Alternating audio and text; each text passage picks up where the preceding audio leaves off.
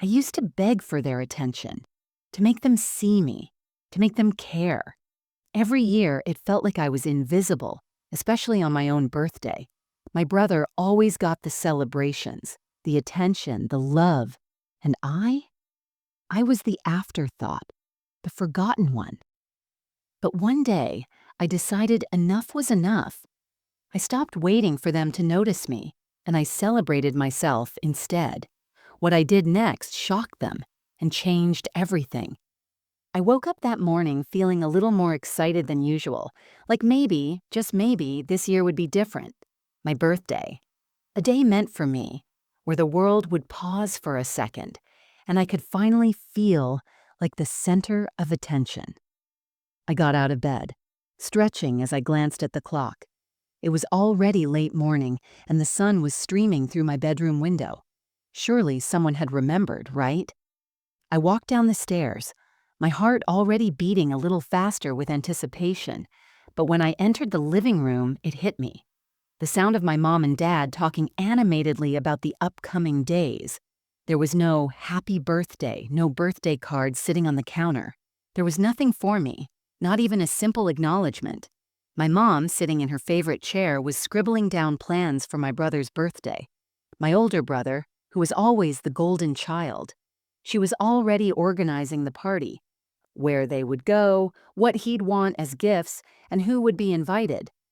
I blinked, unsure if I had misheard, but no, there it was again. "We'll need to get him that new gaming console, and I'll order the cake from that fancy bakery," my mom said, her voice filled with excitement.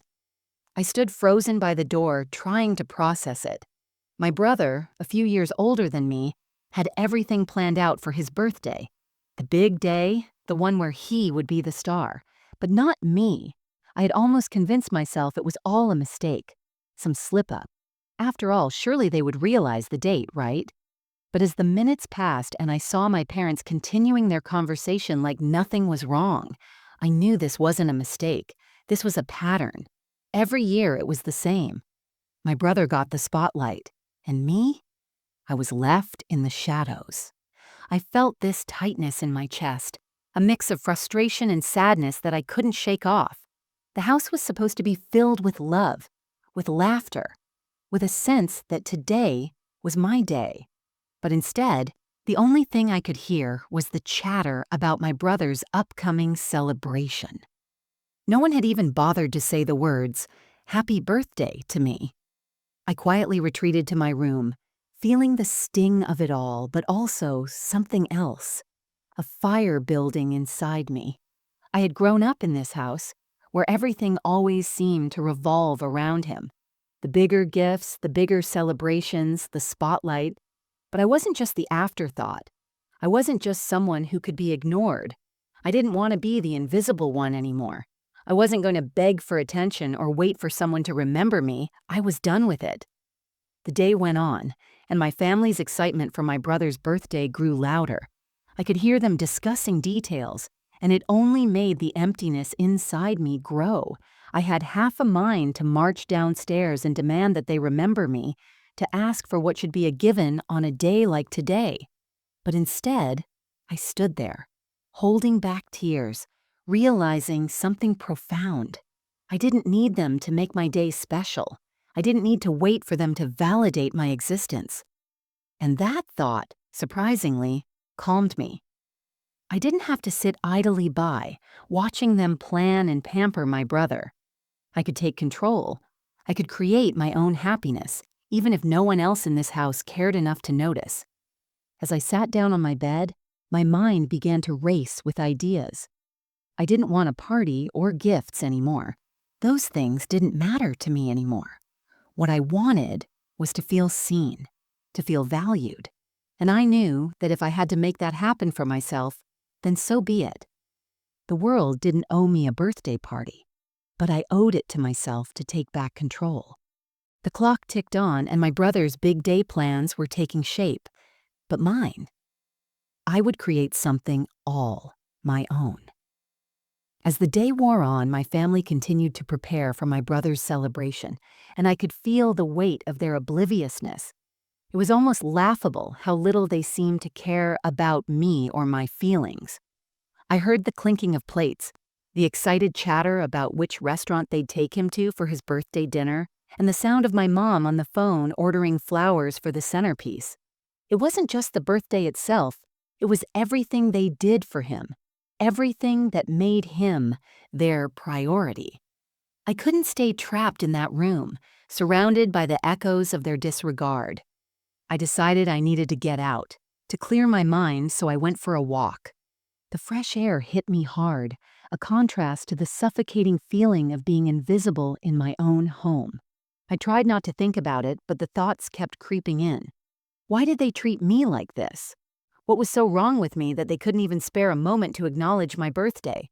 Was I not good enough? Not important enough? But then I realized something. I didn't need their approval to feel valued. I had been so caught up in seeking their recognition, I had forgotten one crucial thing. I was enough, just as I was. My worth wasn't defined by their actions or lack thereof. In that moment, a sense of clarity washed over me. I didn't have to wait for them to celebrate me. I could do it myself.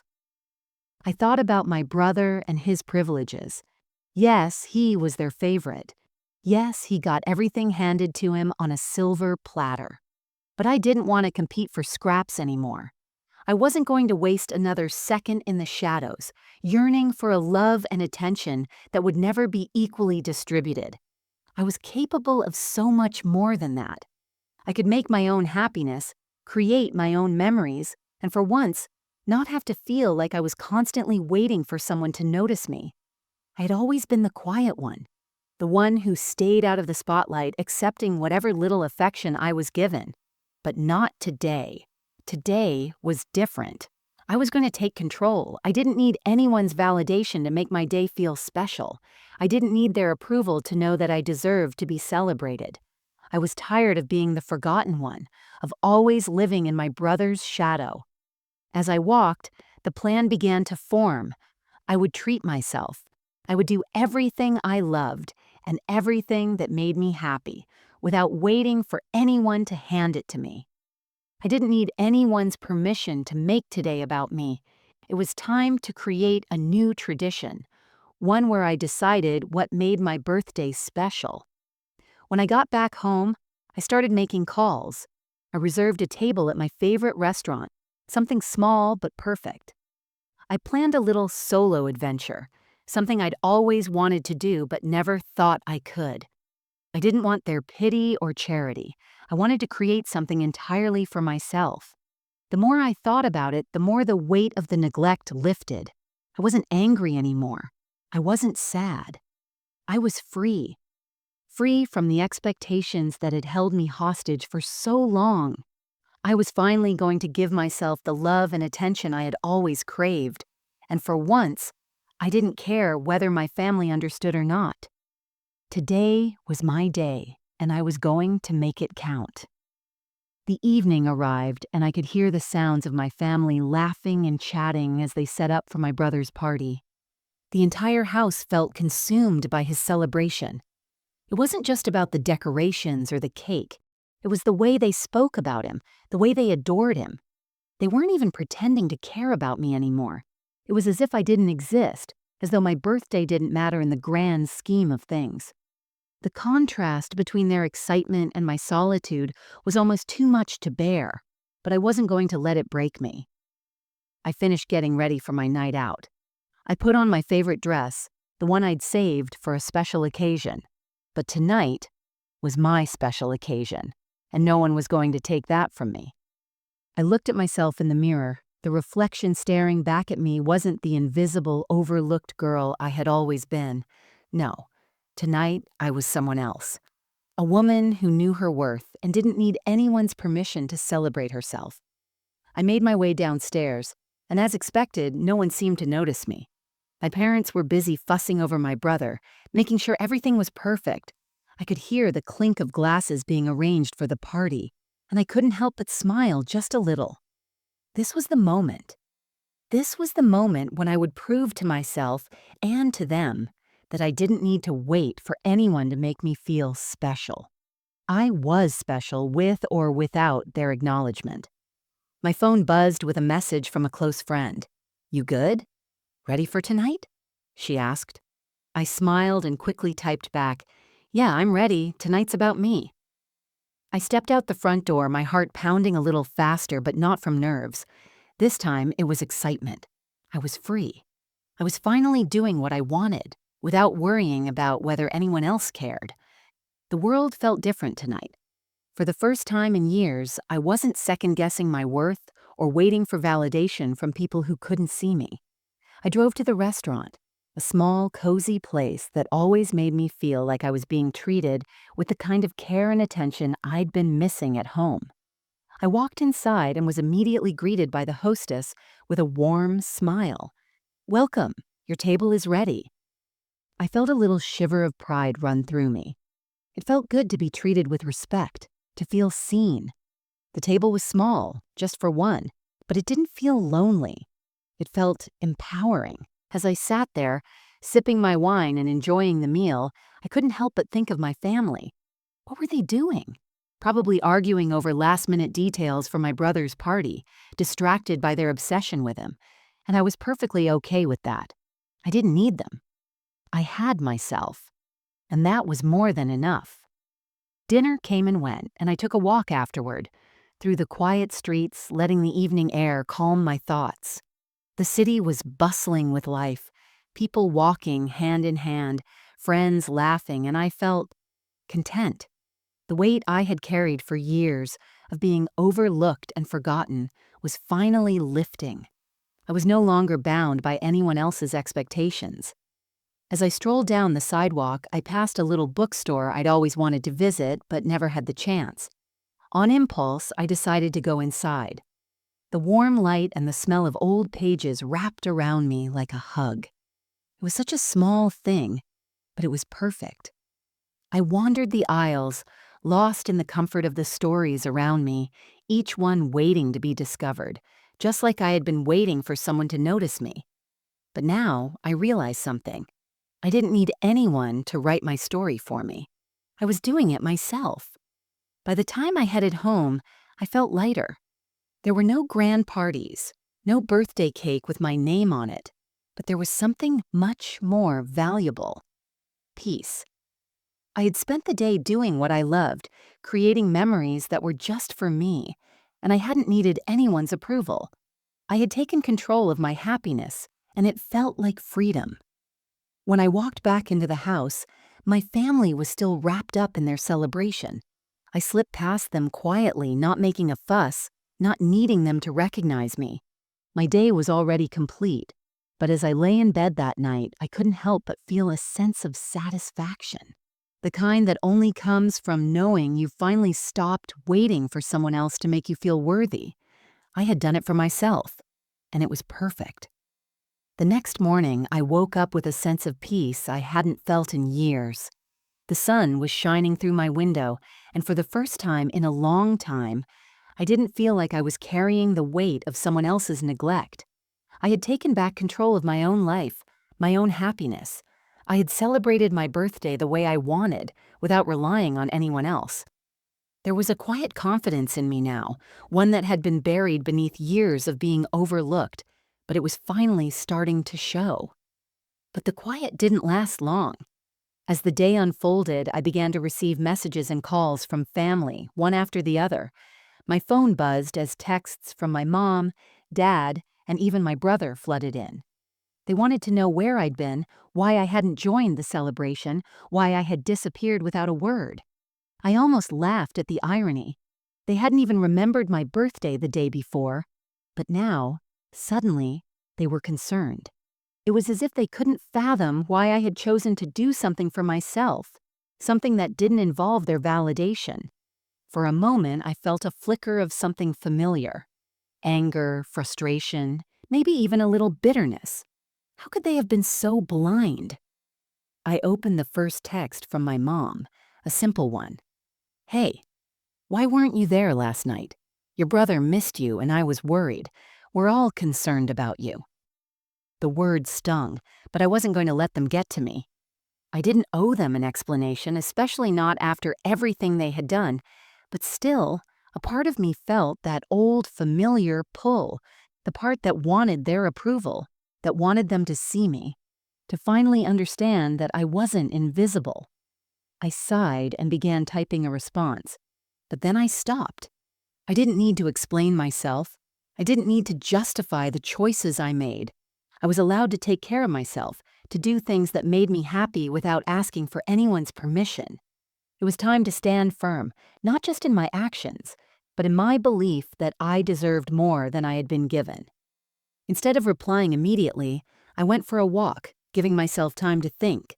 The streets were quiet, the air fresh.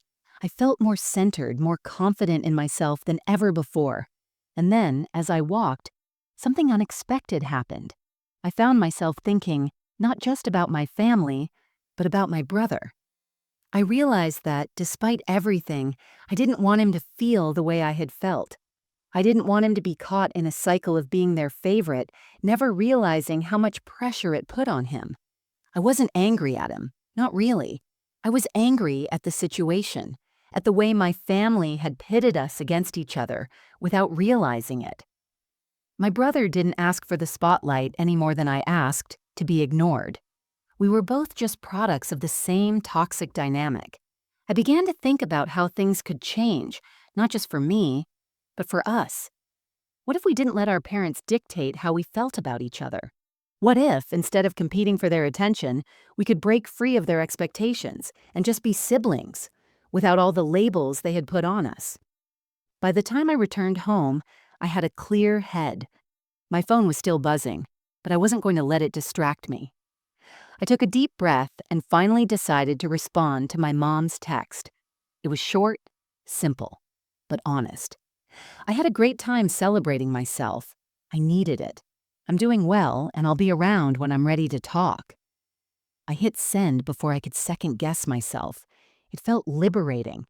For the first time, I wasn't seeking anyone's approval. I was living life on my own terms, and that was enough. Later that afternoon, my brother called me. His voice was hesitant at first, unsure of how to approach me after everything that had happened. He asked if I was okay, if I was upset with him, and I could tell he was genuinely concerned. I didn't want him to feel guilty for something that wasn't his fault, so I reassured him that I wasn't mad at him. He had his own struggles just like I did, and we were both victims of the same family dynamic. We ended up talking for a long time, and by the end of the conversation, we had both agreed to try and make our relationship better. It wasn't going to happen overnight, but I was hopeful. I realized that while my family might not change immediately, I could still change how I reacted to them. I didn't have to let their actions define me anymore. As I hung up the phone, I felt a sense of relief wash over me. It wasn't just the conversation with my brother, but the realization that I no longer needed to fight for my place in the family. I had carved out my own space, one that was filled with self-respect and independence, and for the first time, I didn't need their approval to feel whole. The weight that had been hanging over me for so long had finally lifted. I was no longer waiting for anyone to validate me. I had validated myself, and that, I realized, was the most freeing thing of all. The days that followed were strangely quiet.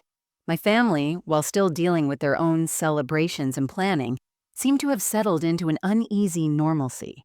My parents didn't bring up my birthday again, and neither did my brother. The silence felt heavier than anything, but I wasn't angry anymore. I had made my decision. I wasn't going to keep fighting for a place at the table that I didn't even want to be at. My birthday had come and gone, but the changes within me, within how I saw myself, were permanent. I had spent so many years trying to fit into a mold that wasn't mine. I had let their neglect shape my self-worth, convincing myself that I was only valuable if they acknowledged me. But now I was free from that. I no longer had to rely on them to tell me who I was or what I deserved.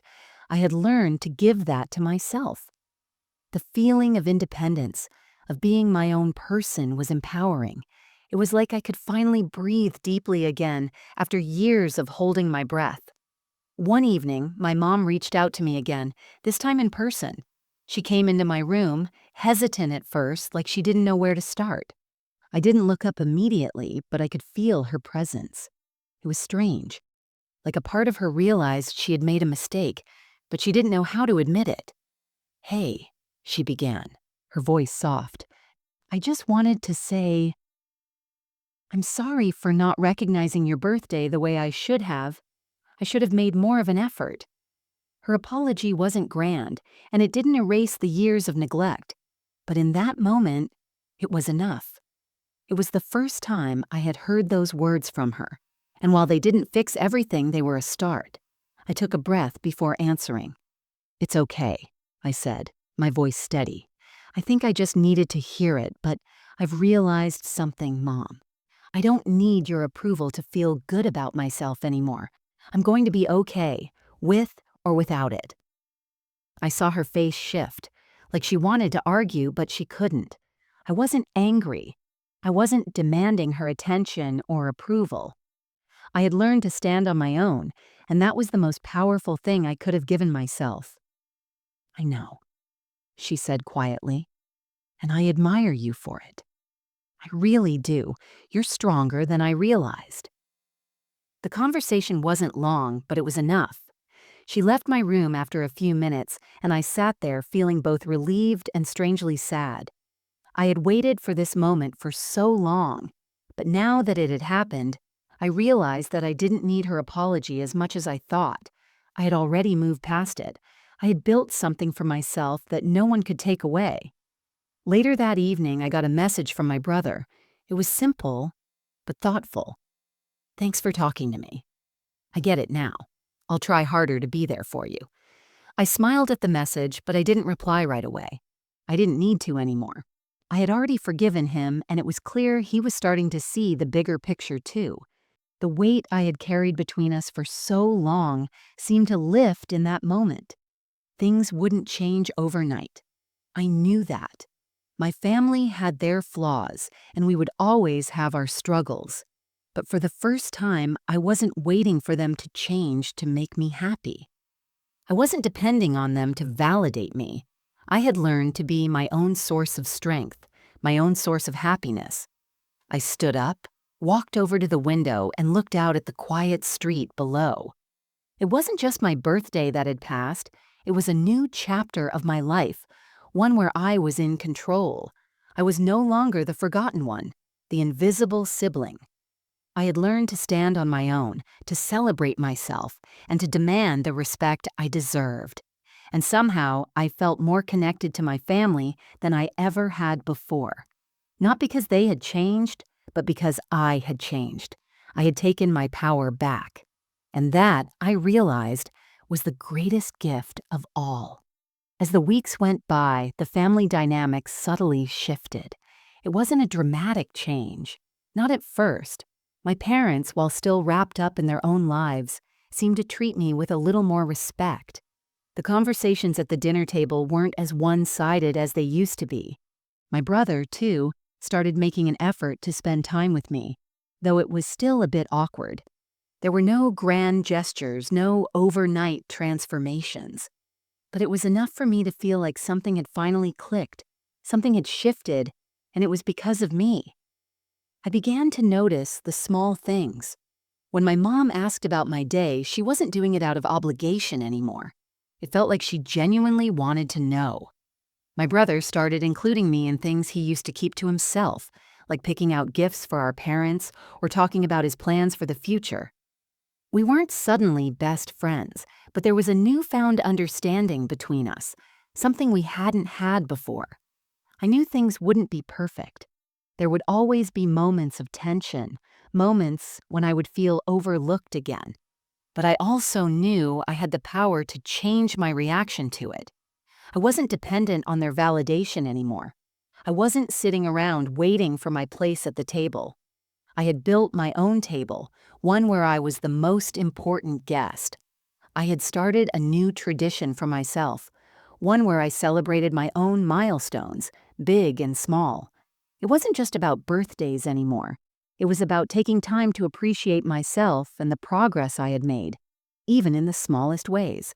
Whether it was finishing a book I'd been reading, completing a work project I was proud of, or simply taking a walk when I needed to clear my mind, I began to acknowledge my own worth in ways I had never done before. I didn't need a grand gesture to validate me. I was enough just as I was. One afternoon, as I was walking through the park, I bumped into my old friend from school. We hadn't seen each other in a while, and she immediately noticed the change in me. "You seem different," she said, studying me closely. "More confident. Like you're finally you." I smiled at her words, feeling the truth of them settle in my chest. "I've been working on it," I replied, "learning to be happy with who I am, no matter what anyone else thinks." And for the first time, I realized how far I had come. The girl who once felt invisible, overlooked and forgotten, had grown into someone who knew her worth and was no longer afraid to claim it. I wasn't waiting for anyone to define me. I had already done that for myself. That evening, I sat down with my family for dinner. The conversation was light, easy even, and I could feel the change in the air. My brother cracked a joke, and my dad actually laughed in a way that didn't seem forced. My mom asked about my work, genuinely interested in what I had been up to.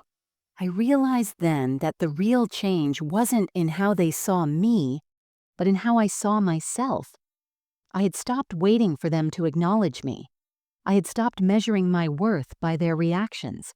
And in doing so, I had found the freedom to live my life on my own terms. It wasn't perfect. There were still moments when the old feelings crept back in, when I felt like I wasn't enough, or when the familiar sting of neglect reminded me of the past. But I wasn't afraid of those moments anymore. I knew who I was now. I had learned that my happiness didn't rely on anyone else's approval. It was mine to claim, mine to nurture. And that, I thought, as I sat there with my family, was the greatest gift I could have ever given myself.